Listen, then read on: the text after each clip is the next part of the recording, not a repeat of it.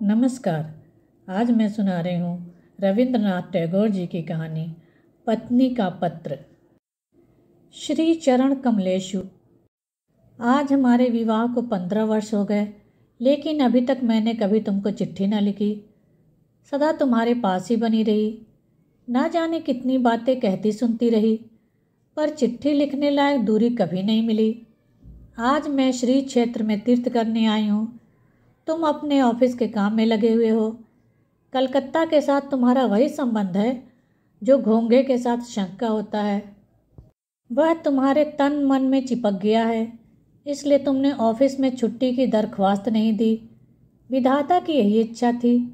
उन्होंने मेरी छुट्टी की दरख्वास्त मंजूर कर ली। तुम्हारे घर की मंझली बहू हूँ, पर आज 15 वर्ष बाद इस समुद्र के किनारे खड़े होकर मैं जान पाई हूँ कि अपने जगत और जगदीश्वर के साथ मेरा एक संबंध और भी है।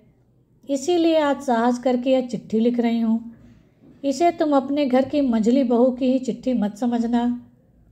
तुम लोगों के साथ मेरे संबंध की बात जिन्होंने मेरे भाग्य में लिखी थी, उन्हें छोड़कर जब इस संभावना का और किसी को पता न था, उसी शैशवकाल में मैं और मेरा भाई एक साथ ही सन्निपात के ज्वर से पीड़ित हुए थे। भाई तो मारा गया, पर मैं बची रही। मोहल्ले की औरतें कहने लगीं, मृणाल लड़की है ना, इसीलिए बच गई। लड़का होती तो क्या भला बच सकती थी? चोरी की कला में यमराज निपुण हैं। उनकी नज़र कीमती चीज़ पर ही पड़ती है। मेरे भाग्य में मौत नहीं है। यही बात अच्छी तरह समझाने के लिए मैं यह चिट्ठी लिखने बैठी हूँ। एक दिन जब दूर के रिश्ते में तुम्हारे मामा तुम्हारे मित्र नीरद को साथ लेकर कन्या देखने आए थे, तब मेरी आयु 12 वर्ष की थी। दुर्गम गांव में मेरा घर था, जहां दिन में भी सियार बोलते रहते। स्टेशन से 7 कोस तक छकड़ा गाड़ी में चलने के बाद बाकी 3 मील का कच्चा रास्ता पालकी में बैठकर पार करने के बाद हमारे गांव में पहुंचा जा सकता था। उस दिन तुम लोगों को कितनी हैरानी हुई, जिस पर हमारे पूर्वी बंगाल का भोजन, मामा उस भोजन की हंसी उड़ाना आज भी नहीं भूलते। तुम्हारी माँ की एक जिद थी कि बड़ी बहू के रूप की कमी को मझली बहू के द्वारा पूरी करें, नहीं तो भला इतना कष्ट करके तुम लोग हमारे गांव में क्यों आते? पीलिया, यकृत, उदरशूल और दुल्हन के लिए बंगाल प्रांत में खोज नहीं करनी पड़ती। वे स्वयं ही आकर घेर लेते हैं। छुटाए नहीं छूटते। पिता की छाती धक धक करने लगी। माँ दुर्गा का नाम जपने लगी। शहर के देवता को गांव का पुजारी क्या देकर संतुष्ट करे? बेटी के रूप का भरोसा था, लेकिन स्वयं बेटी में उस रूप का कोई मूल्य नहीं होता। देखने आया हुआ व्यक्ति उसको जो मूल्य दे, वही उसका मूल्य होता है। इसीलिए तो 1000 रूप गुण होने पर भी लड़कियों का संकोच किसी भी तरह दूर नहीं होता। सारे घर का, यही नहीं सारे मोहल्ले का यह आतंक मेरी छाती पर पत्थर की तरह जमकर बैठ गया। आकाश का सारा उजाला और संसार की समस्त शक्ति उस दिन मानो इस 12 वर्षीय ग्रामीण लड़की को 2 परीक्षकों की 2 जोड़ी आंखों के सामने कसकर पकड़ रखने के लिए चपरासगिरी कर रही थी। मुझे कहीं छिपने की जगह न मिली। अपने करुण स्वर में संपूर्ण आकाश को कंपाती हुई शहनाई बज उठी। मैं तुम लोगों के यहाँ आ पहुँची। मेरे सारे ऐबों को ब्यौरेवार हिसाब लगाकर गृहिणियों को यह स्वीकार करना पड़ा कि सब कुछ होते हुए भी मैं सुंदरी जरूर हूँ। यह बात सुनते ही मेरी बड़ी जेठानी का चेहरा भारी हो गया। लेकिन सोचती हूँ, मुझे रूप की ज़रूरत ही क्या थी? रूप नामक वस्तु को अगर किसी त्रिपुंडी पंडित ने गंगा मिट्टी से गढ़ा हो तो उसका आदर हो, लेकिन उसे तो विधाता ने केवल अपने आनंद से निर्मित किया है। इसीलिए तुम्हारे धर्म के संसार में उसका कोई मूल्य नहीं। मैं रूपवती हूँ, इस बात को भूलने में तुम्हें बहुत दिन नहीं लगे। लेकिन मुझ में बुद्धि भी है। यह बात तुम लोगों को पग पग पर याद करनी पड़ी। मेरी यह बुद्धि इतनी प्रकृत है कि तुम लोगों की घर गृहस्थी में इतना समय काट देने पर भी वह आज भी टिकी हुई है। मेरी इस बुद्धि से माँ बड़ी चिंतित रहती थी। नारी के लिए यह तो एक बला ही है।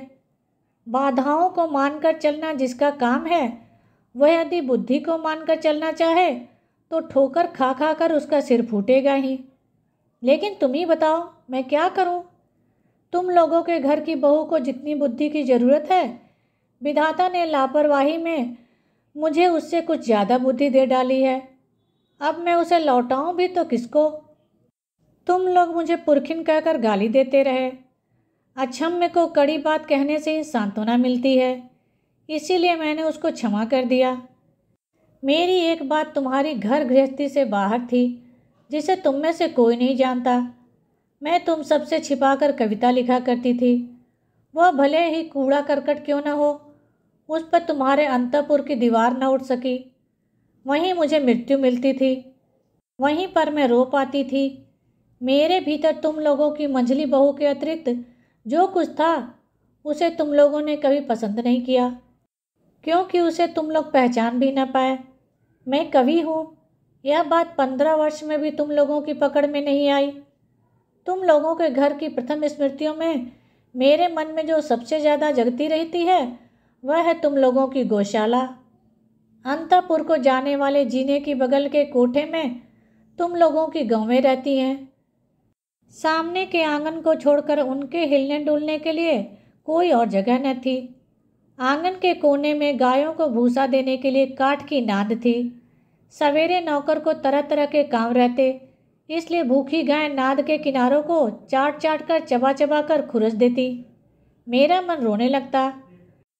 मैं गंवई गांव की बेटी जिस दिन पहली बार तुम्हारे घर में आई, उस दिन उस बड़े शहर के बीच मुझे वे 2 गायें और 3 बछड़े चिर परिचित आमित्य जैसे जान पड़े। जितने दिन मैं रही, बहू रही, खुद ना खाकर छिपा छिपा कर मैं उन्हें खिलाती रही। जब बड़ी हुई तब गौओं के प्रति मेरी प्रत्यक्ष ममता देखकर मेरे साथ हंसी मजाक का संबंध रखने वाले लोग मेरे गोत्र के बारे में संदेह प्रकट करते रहे। मेरी बेटी जन्मते ही मर गई। जाते समय उसने साथ चलने के लिए मुझे भी पुकारा था। अगर वह बची रहती तो मेरे जीवन में जो कुछ महान है, जो कुछ सत्य है, वह सब मुझे ला देती। तब मैं मझली बहू से एकदम माँ बन जाती। गृहस्थी में बंधी रहने पर भी माँ विश्व भर की माँ होती है। वह मुझे माँ होने की वेदना ही मिली, मातृत्व की मुक्ति प्राप्त नहीं हुई। मुझे याद है, अंग्रेज डॉक्टर को हमारे घर का भीतरी भाग देखकर बड़ा आश्चर्य हुआ था और जच्चा घर देखकर नाराज होकर उसने डांट फटकार भी लगाई थी। सदर में तो तुम लोगों का छोटा सा बाग है, कमरे में भी साज श्रृंगार की कोई कमी नहीं, पर भीतर का भाग मानो पश्मीने के काम की उल्टी परत हो। वहाँ न कोई लज्जा है, न सौंदर्य, न श्रृंगार। उजाला वहाँ टिमटिमाता रहता है, हवा चोर की भांति प्रवेश करती है। आंगन का कूड़ा करकट हटने का नाम नहीं लेता। फर्श और दीवार पर कालीमा अक्षय बनकर विराजती है। लेकिन डॉक्टर ने एक भूल की थी। उसने सोचा था कि शायद इससे हमको रात दिन दुख होता होगा। बात बिल्कुल उल्टी है। अनादर नाम की चीज़ राख की तरह होती है। वह शायद भीतर ही भीतर आग को बनाए रखती है, लेकिन ऊपर से उसके ताप को प्रकट नहीं होने देती। जब आत्मसम्मान घट जाता है तब अनादर में अन्याय भी नहीं दिखाई देता, इसीलिए उसकी पीड़ा नहीं होती। यही कारण है कि नारी दुख का अनुभव करने में ही लज्जा पाती है। इसीलिए मैं कहती हूँ, अगर तुम लोगों की व्यवस्था यही है कि नारी को दुख पाना ही होगा, तो फिर जहाँ तक संभव हो उसे अनादर में रखना ही ठीक है। आदर से दुख की व्यथा और बढ़ जाती है। तुम मुझे चाहे जैसे रखते रहे, मुझे दुख है यह बात कभी मेरे ख्याल में भी न आई। जच्चा घर में जब सिर पर मौत मंडराने लगी थी, तब भी मुझे कोई डर नहीं लगा। हमारा जीवन ही क्या है कि मौत से डरना पड़े। जिनके प्राणों को आदर और यत्न से कसकर बांध लिया गया हो, मरने में उन्हीं को कष्ट होता है। उस दिन अगर यमराज मुझे घसीटने लगते तो मैं उसी तरह उखड़ आती जिस तरह पोली जमीन से घास बड़ी आसानी से जड़ समेत खींच आती है। बंगाल की बेटी तो बात बात में मरना चाहती है, लेकिन इस तरह मरने में कौन सी बहादुरी है। हम लोगों के लिए मरना इतना आसान है कि मरते लज्जा आती है। मेरी बेटी संध्या तारा की तरह क्षण भर के लिए उदित होकर अस्त हो गई। मैं फिर से अपने दैनिक कामों में और गाय बछड़ों में लग गई। इसी तरह मेरा जीवन आखिर तक जैसे तैसे कट जाता। आज तो मैं चिट्ठी लिखने की ज़रूरत न पड़ती, लेकिन कभी कभी हवा एक मामूली सा बीज उड़ाकर ले जाती है और पक्के दालान में पीपल का अंकुर फूट पड़ता है और होते होते उसी से लकड़ी पत्थर की छाती विदीर्ण होने लग जाती है। मेरी गृहस्थी की पक्की व्यवस्था में भी जीवन का एक छोटा सा कण न जाने कहाँ से उड़कर आ पड़ा। तभी से दरार शुरू हो गई। जब विधवा माँ की मृत्यु के बाद मेरी बड़ी जेठानी की बहन बिंदु ने अपने चचेरे भाइयों के अत्याचार के मारे एक दिन हमारे घर में अपनी दीदी के पास आश्रय लिया था, तब तुम लोगों ने सोचा था यह कहाँ की बला आ गई। आग लगे मेरे स्वभाव को, करती भी क्या। देखा तुम लोग सब मन ही मन खींच उठे हो, इसीलिए उस निराश्रिता लड़की को घेर कर मेरा संपूर्ण मन एकाएक जैसे कमर बांधकर खड़ा हो गया हो। पराए घर में पराए लोगों की अनिच्छा होते हुए भी आश्रय लेना कितना बड़ा अपमान है। यह अपमान भी जिसे विवश होकर स्वीकार करना पड़े, उसे क्या धक्का देकर एक कोने में डाल दिया जाता है। बाद में मैंने अपनी बड़ी जेठानी की दशा देखी। उन्होंने अपनी गहरी संवेदना के साथ ही बहन को अपने पास बुलाया था, लेकिन जब उन्होंने देखा कि इसमें पति की इच्छा नहीं, तो उन्होंने ऐसा भाव दिखलाना शुरू किया मानो उस पर कोई बड़ी बला आ पड़ी हो, मानो अगर वह किसी तरह दूर हो सके तो जान बचे। उन्हें इतना साहस न हुआ कि वे अपनी अनाथ बहन के प्रति खुले मन से स्नेह प्रकट कर सकें। वे पतिव्रता थीं। उनका यह संकट देखकर मेरा मन और भी दुखी हो उठा। मैंने देखा बड़ी जेठानी ने खास तौर से सबको दिखा दिखाकर बिंदु के खाने पहनने की ऐसी रद्दी व्यवस्था की और उसे घर में इस तरह नौकरानियों के से काम सौंप दिए कि मुझे दुख ही नहीं लज्जा भी हुई। मैं सबके सामने इस बात को प्रमाणित करने में लगी रहती कि हमारी गृहस्थी को बिंदु बहुत सस्ते दामों में मिल गई है, ढेरों काम करती है, फिर भी खर्च की दृष्टि से बेहद सस्ती है। मेरी बड़ी जेठानी के पितृवंश में कुल के अलावा और कोई बड़ी चीज़ न थी, न रूप न धन। किसी तरह मेरे ससुर के पैरों पड़ने पर तुम लोगों के घर में उनका ब्याह हुआ था। यह बात तुम अच्छी तरह जानते हो। वे सदा यही सोचती रहीं कि उनका विवाह तुम्हारे वंश के प्रति बहुत बड़ा अपराध था, इसलिए वे सब बातों में अपने आप को भरसक दूर रखकर अपने को छोटा मानकर तुम्हारे घर में बहुत थोड़ी सी जगह में सिमट कर रहती थी। लेकिन उनके इस प्रशंसनीय उदाहरण से हम लोगों को बड़ी कठिनाई होती रही।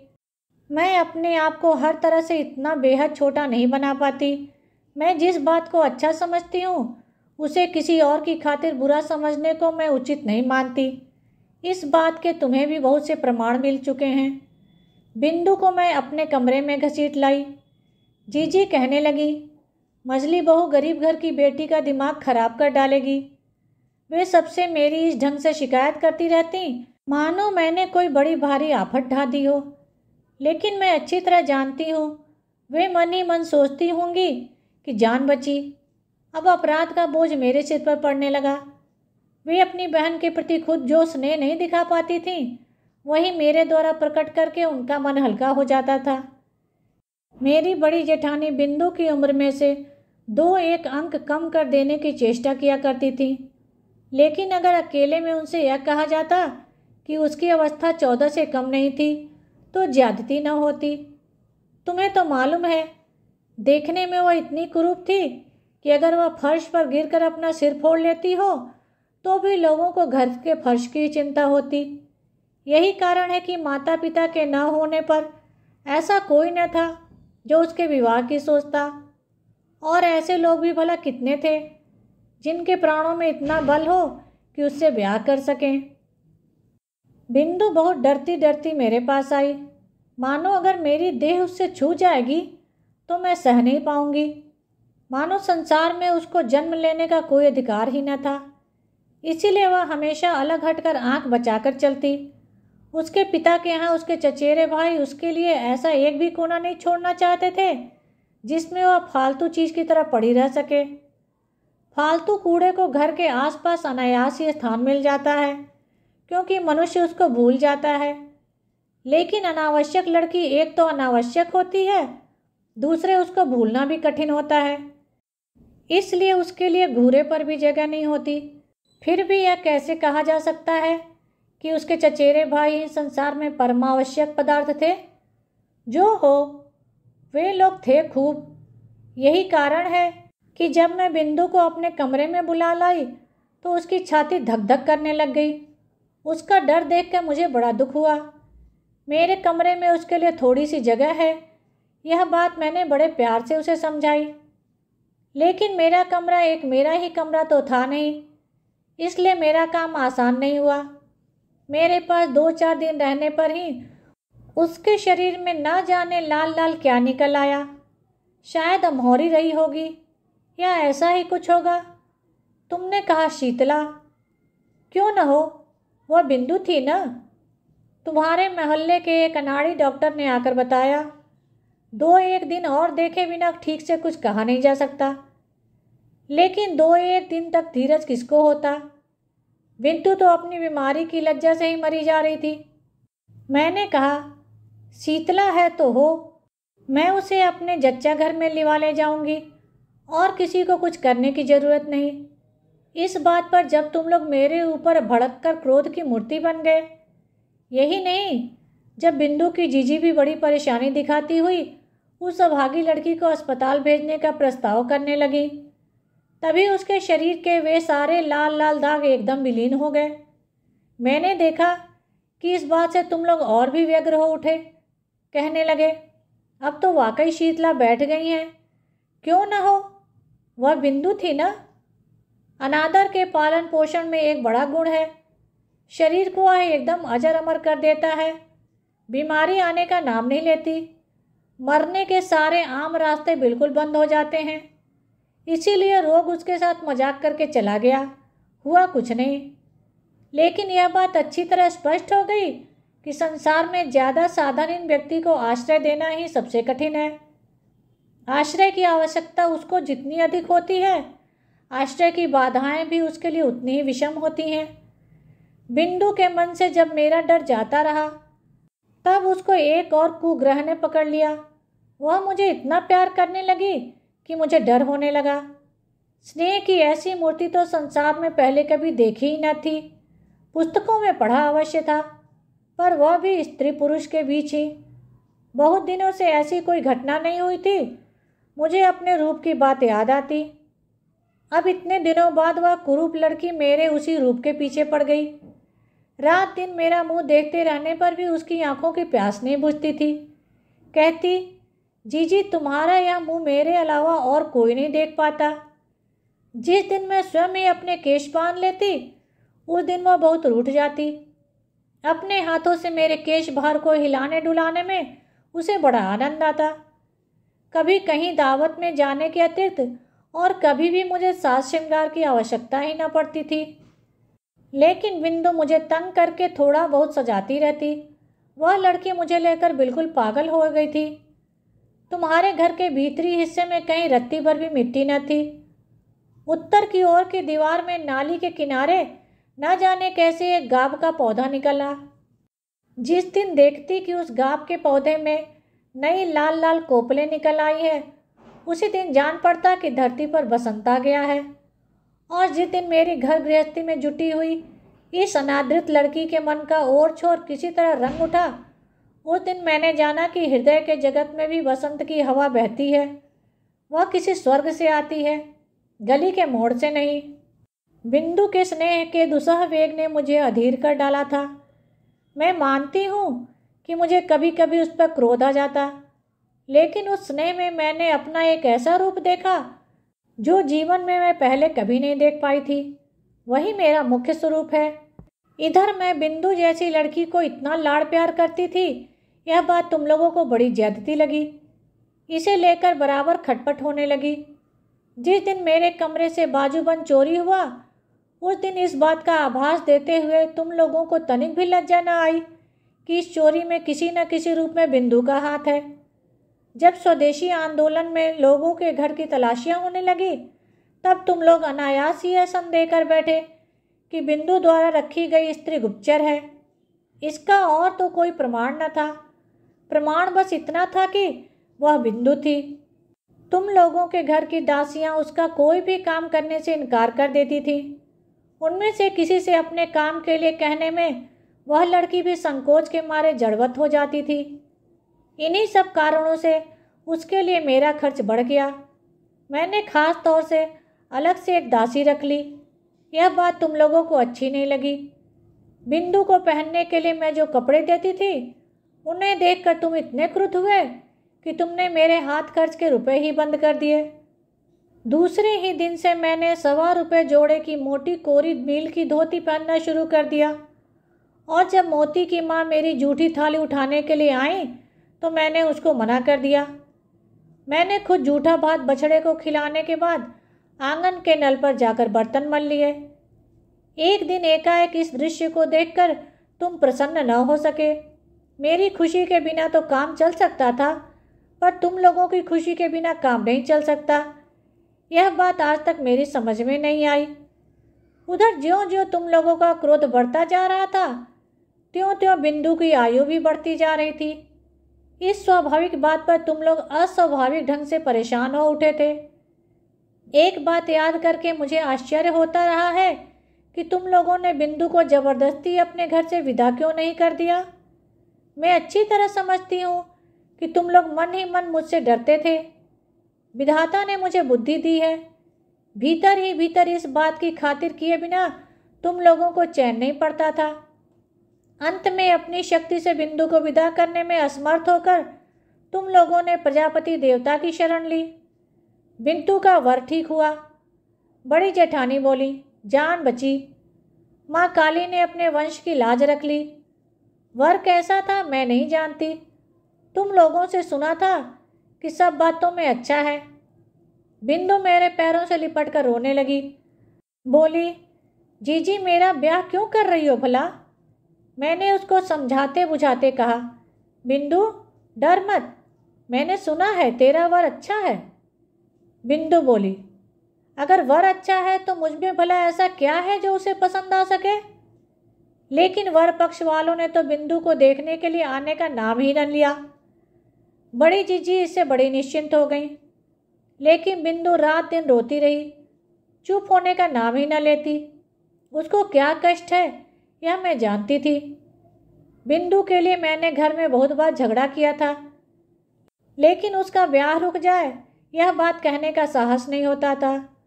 कहती भी किस बल पर। मैं अगर मर जाती तो उसकी क्या दशा होती। एक तो लड़की जिस पर काली, जिसके यहाँ जा रही है वहाँ उसकी क्या दशा होगी, इस बात की चिंता न करना ही अच्छा था। सोचती तो प्राण कांप जाते। बिंदु ने कहा, जीजी ब्याह के अभी 5 दिन और हैं, इस बीच क्या मुझे मौत नहीं आएगी। मैंने उसको खूब धमकाया, लेकिन अंतर्यामी जानते हैं कि अगर किसी स्वाभाविक ढंग से बिंदु की मृत्यु हो जाती तो मुझे चैन मिलता। ब्याह के एक दिन पहले बिंदु ने अपनी जीजी के पास जाकर कहा, जीजी मैं तुम लोगों की गौशाला में पड़ी रहूँगी, जो कहोगी वही करूँगी, मैं तुम्हारे पैरों पड़ती हूँ, मुझे इस तरह मत ढकेलो। कुछ दिनों से जीजी की आंखों से चोरी चोरी आंसू झर रहे थे। उस दिन भी झरने लगे। लेकिन सिर्फ हृदय ही तो नहीं होता, शास्त्र भी तो है। उन्होंने कहा, बिंदु जानती नहीं, स्त्री की गति मुक्ति सब कुछ पति ही है। भाग्य में अगर दुख लिखा है तो उसे कोई नहीं मिटा सकता। असली बात तो यह थी कि कहीं कोई रास्ता ही न था। बिंदु को ब्याह तो करना ही पड़ेगा, फिर जो हो सो हो। मैं चाहती थी कि विवाह हमारे घर से ही हो, लेकिन तुम लोग कह बैठे वर के ही घर में हो, उनके कुल की यही रीति है। मैं समझ गई, बिंदु के ब्याह में अगर तुम लोगों को खर्चा करना पड़ा तो तुम्हारे गृह देवता उसे कभी भी किसी भांति सह न सकेंगे, इसीलिए चुप रह जाना पड़ा। लेकिन एक बात तुम में से कोई नहीं जानता। जीजी को बताना चाहती थी पर फिर बताई नहीं तो वे डर से मर जाती। मैंने अपने थोड़े बहुत गहने लेकर चुपचाप बिंदु का श्रृंगार कर दिया था। सोचा था जीजी की नज़र में तो जरूर ही पड़ जाएगा, लेकिन उन्होंने जैसे देखकर भी नहीं देखा। दुहाई है धर्म की, उसके लिए तुम उन्हें क्षमा कर देना। जाते समय बिंदु मुझसे लिपट कर बोली, जीजी, तो क्या तुम लोगों ने मुझे एकदम त्याग दिया? मैंने कहा, नहीं बिंदु, तुम चाहे जैसी हालत में रहो, प्राण रहते मैं तुम्हें नहीं त्याग सकती। 3 दिन बीते। तुम्हारे ताल्लुके के आसमियों ने तुम्हें खाने के लिए जो भेड़ा दिया था, उसे मैंने तुम्हारी जठराग्नि से बचाकर नीचे वाले कोयले की कोठरी के एक कोने में बांध दिया था। सवेरे उठते ही मैं खुद जाकर उसको दाना खिला आती। 2-1 दिन तुम्हारे नौकरों पर भरोसा करके देखा, उसे खिलाने की बजाय उनका झुकाव उसी को खा जाने की ओर अधिक था।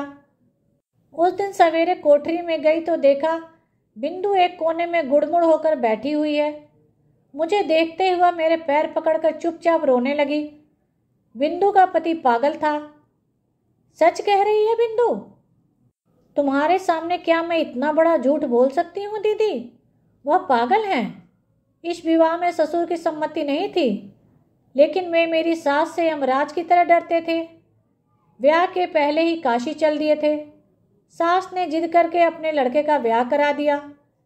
मैं वहीं कोयले के ढेर पर बैठ गई। स्त्री पर स्त्री को दया नहीं आती। कहती है कोई लड़की थोड़े ही है, लड़का पागल है तो है तो पुरुष। देखने में बिंदु का पति पागल नहीं लगता, लेकिन कभी कभी उसे ऐसा उन्माद चढ़ता कि उसे कमरे में ताला बंद करके रखना पड़ता। ब्याह की रात वह ठीक था, लेकिन रात में जगते रहने के कारण और इसी तरह के और झंझटों के कारण दूसरे दिन से उसका दिमाग बिल्कुल खराब हो गया। बिंदु दोपहर को पीतल की थाली में भात खाने बैठी थी। अचानक उसके पति ने भात समेत थाली उठाकर आंगन में फेंक दी।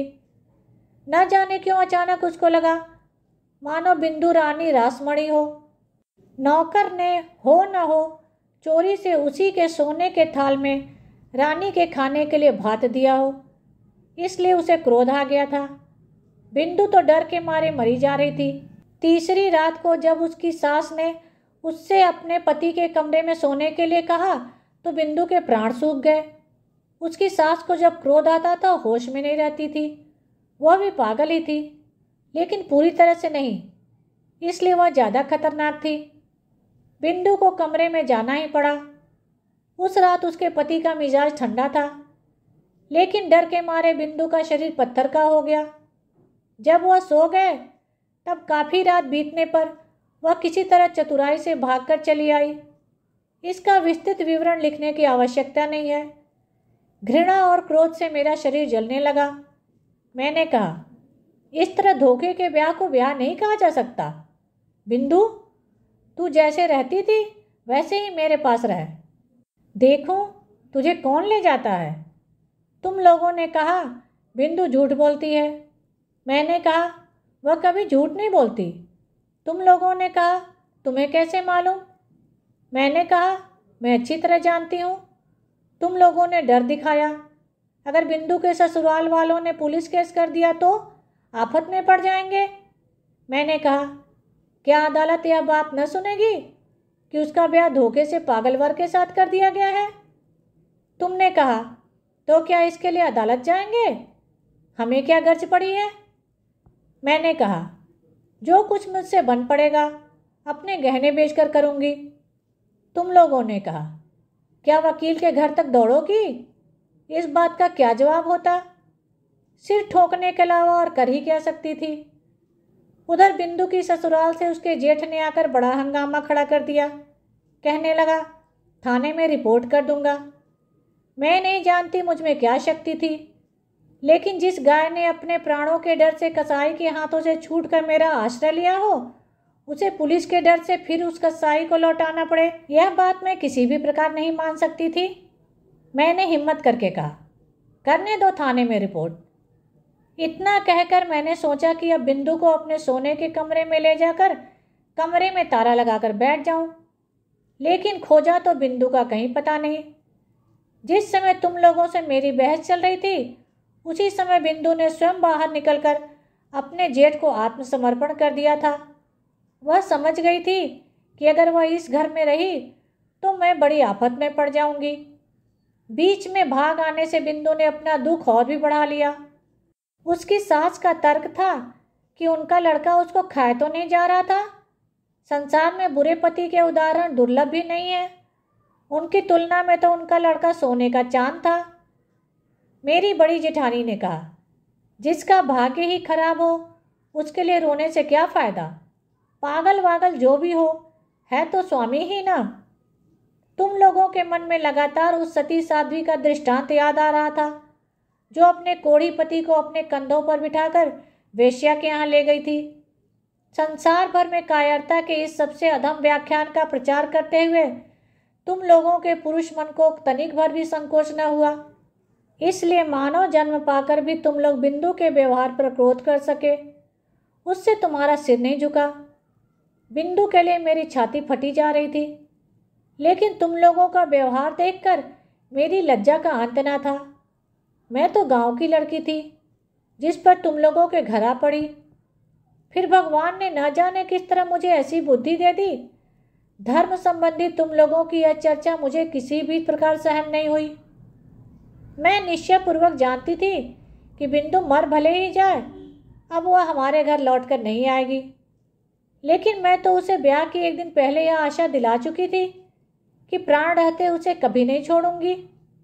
मेरा छोटा भाई शरद कलकत्ता के कॉलेज में पढ़ता था। तुम तो जानते ही हो, तरह तरह से वॉलंटियरी करना, प्लेग वाले मोहल्ले में चूहे मारना, दामोदर में बाढ़ आ जाने की खबर सुनकर दौड़ पड़ना, इन सब बातों में उसका इतना अधिक उत्साह था कि एमए की परीक्षा में लगातार 2 बार फेल होने पर भी उसके उत्साह में कमी नहीं आई। मैंने उसे बुलाकर कहा, शरद, जैसे भी हो बिंदु की खबर पाने का इंतजाम तुझे करना ही पड़ेगा। बिंदु को मुझे चिट्ठी भेजने का साहस नहीं होगा, वह भेजे भी तो मुझे मिल नहीं सकेगी।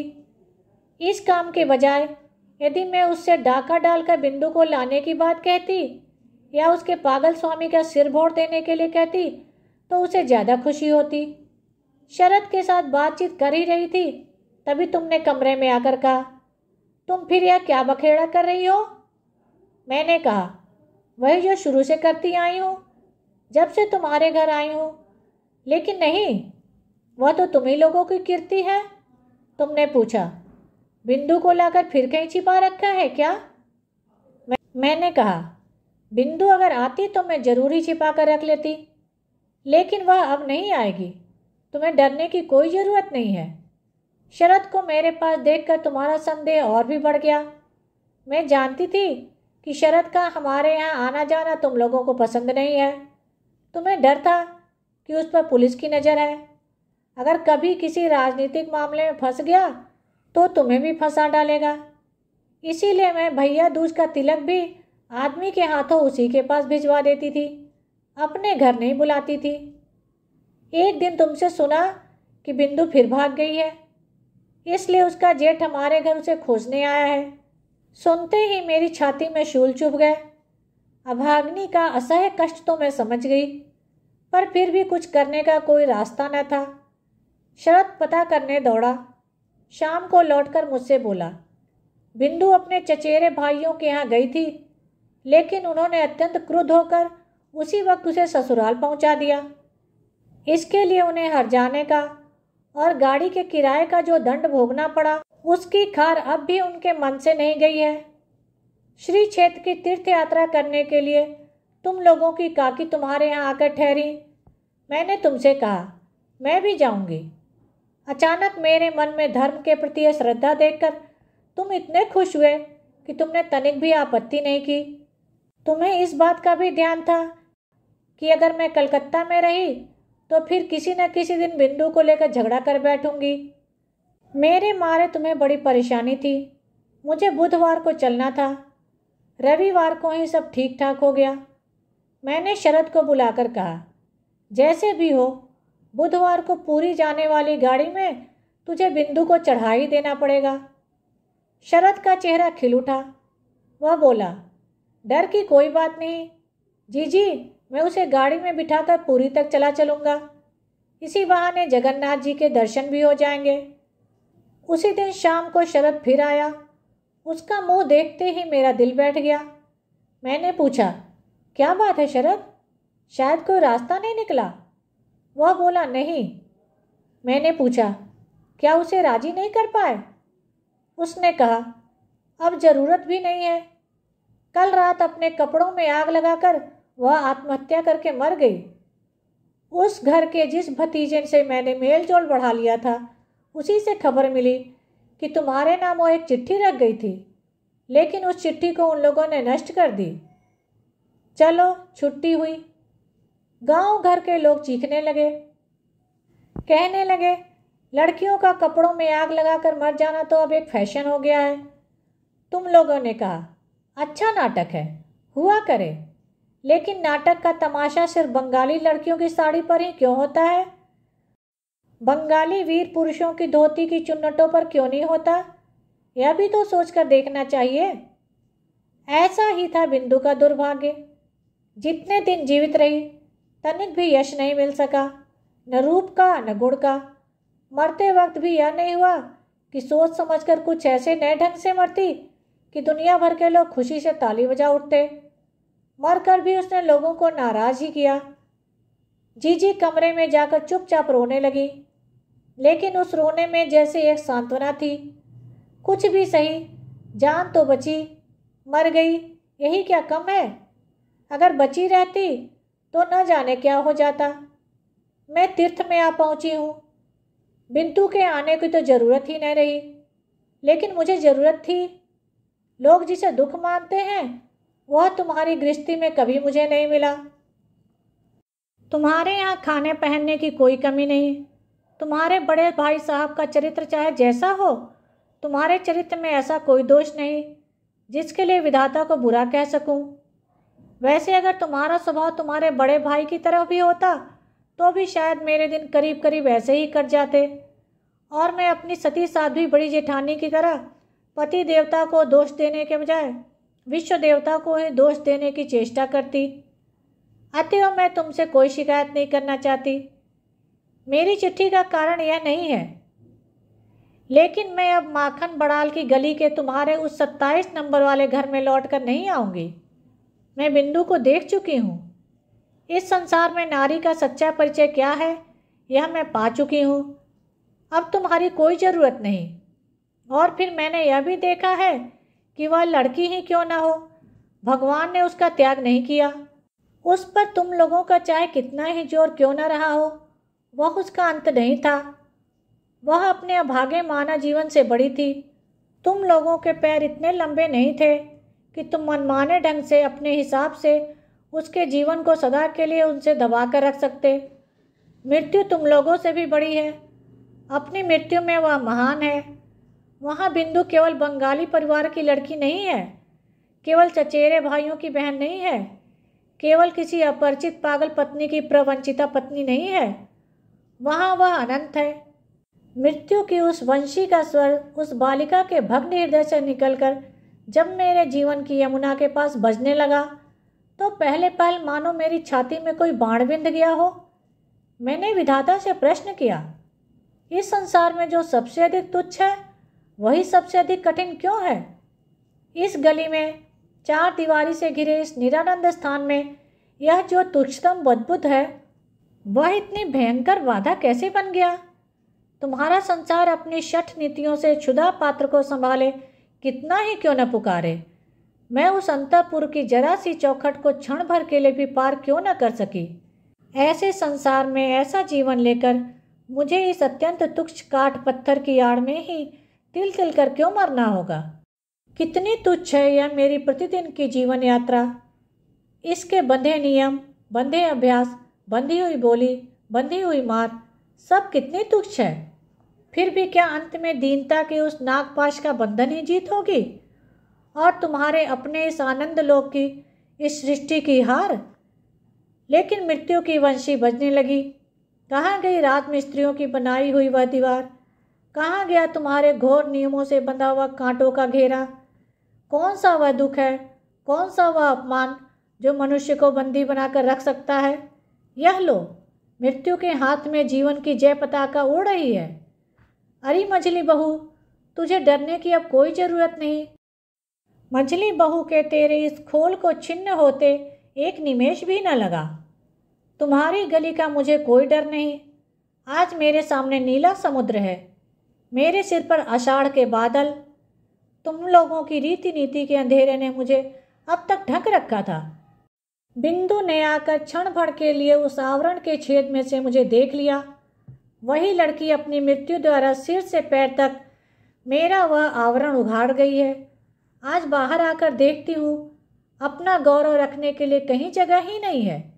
मेरा यह अनादृत रूप जिसकी आंखों को भाया है, वे आज सुंदर संपूर्ण संसार से मुझे निहार रहे हैं। अब मझली बहू की खैर नहीं। तुम सोच रहे होगे मैं मरने जा रही हूँ। डरने की कोई बात नहीं। तुम लोगों के साथ तो मैं ऐसा पुराना मजाक नहीं करूँगी। मीराबाई भी तो मेरी तरह नारी थी। उनकी जंजीरें भी तो कम भारी नहीं थी। मीराबाई ने अपने गीत में जो कहा था, बाप छोड़े माँ छोड़े, जहाँ कहीं जो भी है सब छोड़ दे, लेकिन मीरा की लगन वही रहेगी। जो अब होना है सो हो प्रभु। यह लगन ही तो जीवन है। मैं अभी जीवित रहूँगी। तुम लोगों के चरणों के आश्रय से छूटी हुई मृणाल। धन्यवाद। मेरे चैनल को लाइक करें, शेयर करें और सब्सक्राइब करें, जिससे सभी कहानियाँ आपको समय पर मिल जाएं।